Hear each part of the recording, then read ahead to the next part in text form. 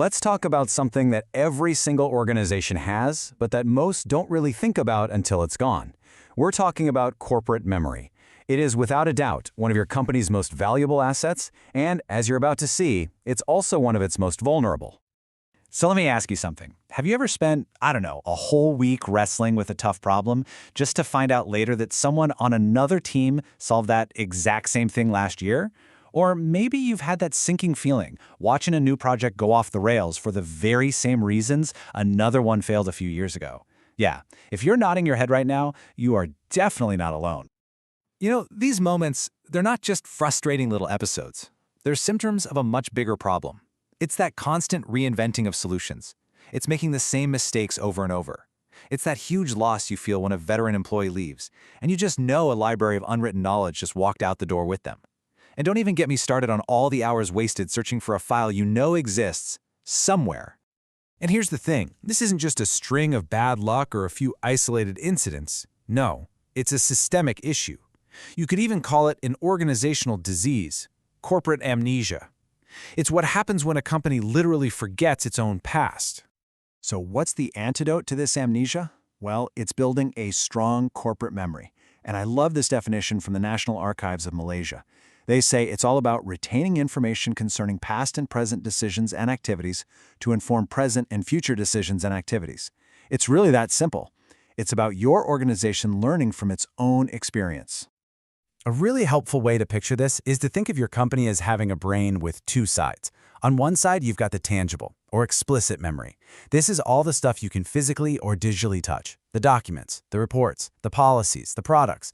It's the what that's written down. But then you've got the other side, the intangible or tacit memory. And this is the real gold. It's the experiences, the expertise, the little tricks of the trade, the unwritten rules.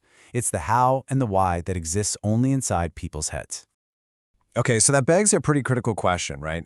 If this memory is so important, where does most of it actually live inside a company?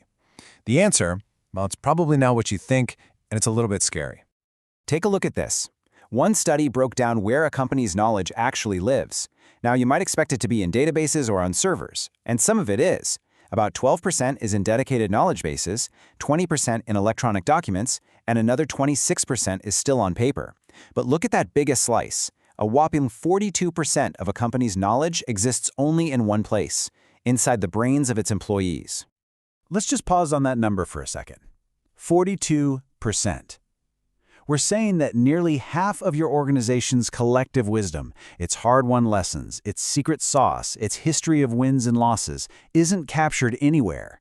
It just walks in and out of the building every single day. And that right there is a massive vulnerability.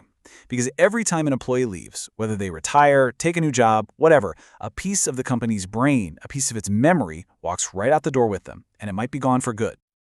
Now, this isn't just some abstract idea.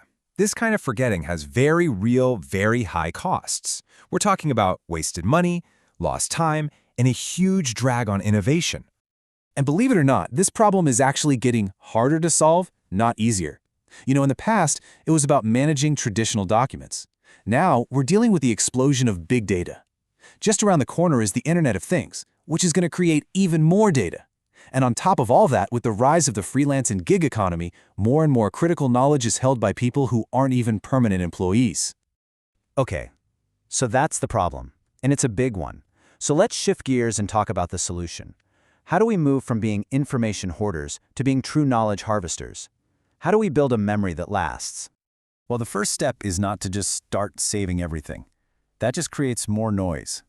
The absolute most important first step is learning how to decide what's actually worth keeping in the first place. And a great framework for this is to think about value in two different ways.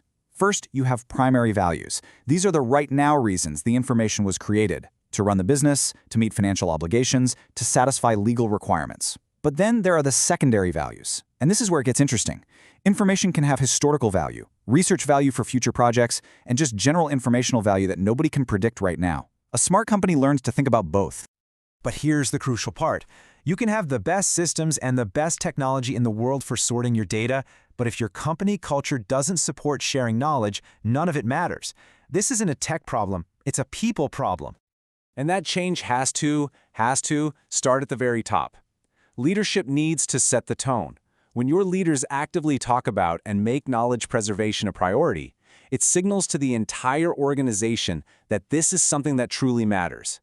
It becomes a strategic asset, not just an administrative chore. So how do you actually get employees to participate? It really comes down to a simple 3-step approach. Step 1, simplify. Make it ridiculously easy for people to share what they know and to find what they need. If there's friction, they just won't do it. Step 2, reward.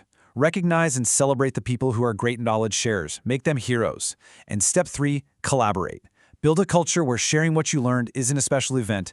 It's just how work gets done every day. And when you bring those two things together, a smart system for valuing your information and a culture that encourages sharing it, well, that's when you start building an organization with a real future. A future that actually remembers its past. So what's the payoff for all this work? Oh, it's huge. A strong corporate memory protects your most valuable insights from walking out the door. It makes you more efficient and more innovative because you're building on past successes, not repeating past failures. It makes your whole organization more resilient. And maybe, most importantly, it lets your people make better, faster decisions day in and day out. And I want to leave you with this incredible thought from the legendary Peter Drucker. He said, "Information, like electricity, is energy." A company's memory isn't just a dusty old archive, it's the power plant that fuels the entire organization. It's the energy for every single mental task, every great idea, and every game-changing decision. So I'll close by turning the question back to you.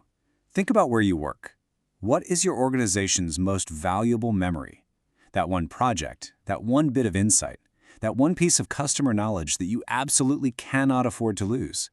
And then ask yourself, is it safe?